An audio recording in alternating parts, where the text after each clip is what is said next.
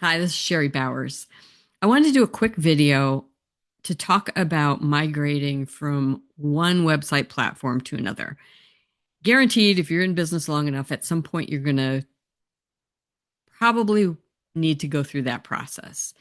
And most of the time, it's going to involve a lot of manual copying, pasting, and keeping track of links and things like that. And so there's a lot of details and a lot of kind of pre planning that you can do that will make it go a whole lot easier and quicker. Whether you're trying to do it yourself or whether you've got a VA or somebody that's helping you out. So what I did is I put together a little Google Sheet tracking spreadsheet to kind of help capture all those details and give you a checklist of what you have to think about and do first so that you can make it the smoothest and easiest possible because it's a chore. And the bigger your site, the bigger the chore.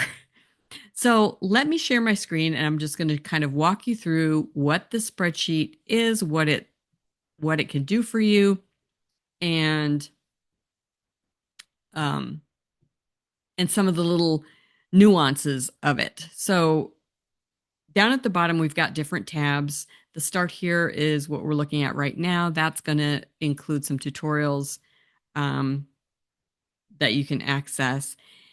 But the pages are more or less in order. Actually, let's see, we'll probably move this one um, down there.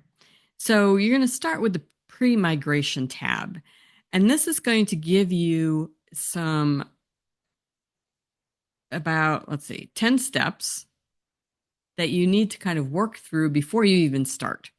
Things to think about, things to prepare ahead of time before you actually dive into the the moving of the files and things.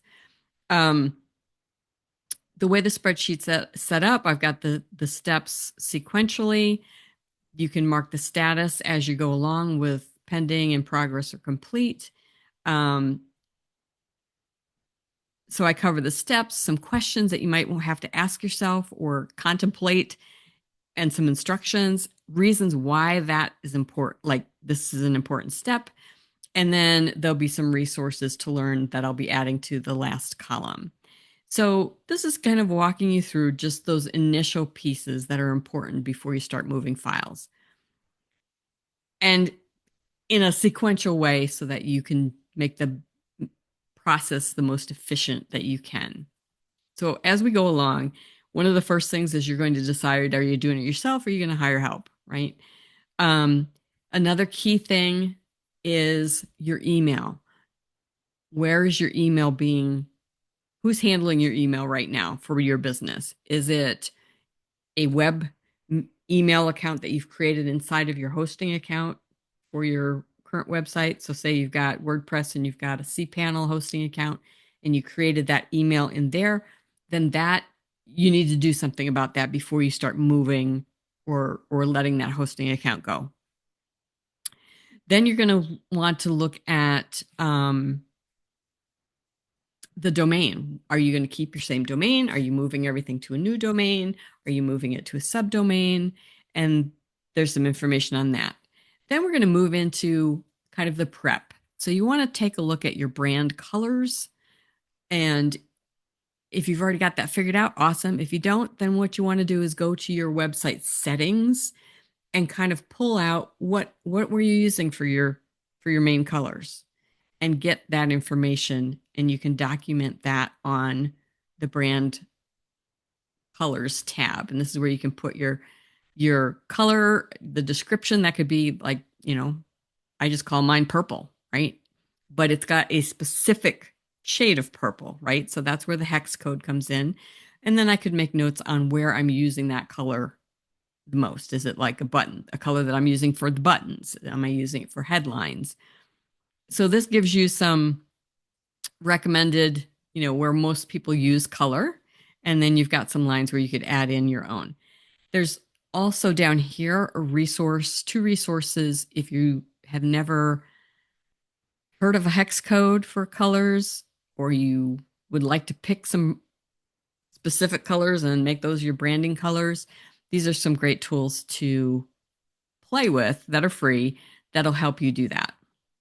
Once you've got your colors mapped out, then you want to take a look at what fonts and text sizes and things are you already using in your website. Do you want to keep that, consistent? So just like the previous tab, on the text formatting tab, I've added in the text styles that are most commonly used in a website, and put in an example.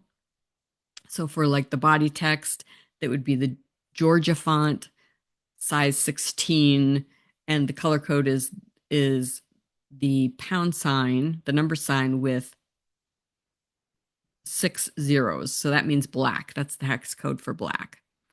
And then I could put notes, additional notes in there. The next tab that you'd want to work on are your images and graphics. And this one's going to be, most websites have a lot of graphics. So this one could take you a bit. In most website migrations, you're going to have to take those graphics from wherever they're sitting now, which might be a folder in your hosting account. It might be your WordPress media library. And that's where you're going to want to go, capture the file name. What type of file is it? You can select from here. You want to download it and save it somewhere, a thumb drive, your hard drive. It's temporary, but you're going to need to download it so that then you can upload it to the new website. You can make note of what the URL link was on your old website. You could find that in the media library for that image. And if you keep these things consistent from the old website to the new website, it kind of helps with not, all your Google search links are still going to be the same. They're going to match when you're done. Then you want to upload it to the new website. It'll have a new URL. And then there's columns to make note of your SEO settings. So graphics they need to have the alt text for sure, but they might have the SEO title or a description or a caption. And you can make notes on where you're using that image and any other notes you want, like sizing requirements or something for that. So you're just going to go through your library and make note of all of those graphics so that whoever's helping you with this will know, oh, this one, this graphic, this is what it's called. I can search for it.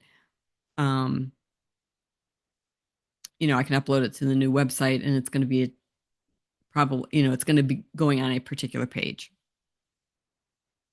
You might have other files. So maybe you have freebies where people are downloading PDFs or they're downloading a checklist or something like that. So these other files that aren't graphics are sitting on your hosting account. They too need to be downloaded, documented so that they can be put back in the right place in your new site. And then finally, all of those tabs that we've looked at, the pre-migration, the brand color, the text format, the image and graphics, and the other files tab. Those are all the ones you're pretty much going to want to go through and complete before you really get started. Once you get started, then we're going to go to the migration page tab. And if you wanted to drag that over and make that first, when you're to that point, you can just click and drag this tab all the way to the beginning, whatever makes it easier for you. So this one is it's a bigger, more all-encompassing tracker checklist. So on this one, you're going to want to, and this was assuming that it's a WordPress page. Anywhere that you see this little black corner, there is a note attached to that will give you a little more details of what that column is, what the purpose of that column is. So, and then I've got 3 examples just to kind of show you how to fill this out. So you're going to want to, for each page in your website or each post in your website, you're going to want to use a line of this from this tracker. Put the name of that page or that post, the URL that it is on your existing site, because you're going to want to try and match that URL up on the new site with the same, so it's the same. And that will help, Google not have to like completely reindex everything all over again. You Sometimes you might be moving or consolidating platforms. I know when I first moved from system to system, my website was on WordPress, my funnels and products were in Thrivecart, my courses were in, some of them were in Thrivecart, and a few were still sitting over on Teachable. So this is where you can enter in where is this information moving from, and then down here, a couple columns is where you're going to move it to. Some platforms like System will have certain areas where you're building certain things. So in System, there's a menu tab for funnels, and there's a menu tab for the website blog, and then there's a menu tab for products. So these are different areas where you might be putting this information on the new platform or taking it from the current platform. So that's what this column is. You may not have to use this column, but it's there for you. Screenshot. This one I think is really important, especially if you've got somebody else helping you or if you're wanting to just speed things along and not miss anything, is to take a screenshot or create a PDF, a visual PDF of every page in your site so that you can recreate it and not leave something out. Or you can't remember, was that a headline I put there? Was it, what color did I put there? What size? You can visually kind of look at it and say, oh yeah, I need to, this area I need to make 2 columns and make it replicate it easier. There's a couple of tools that I recommended in the pre-migration that you can use to make that really easy.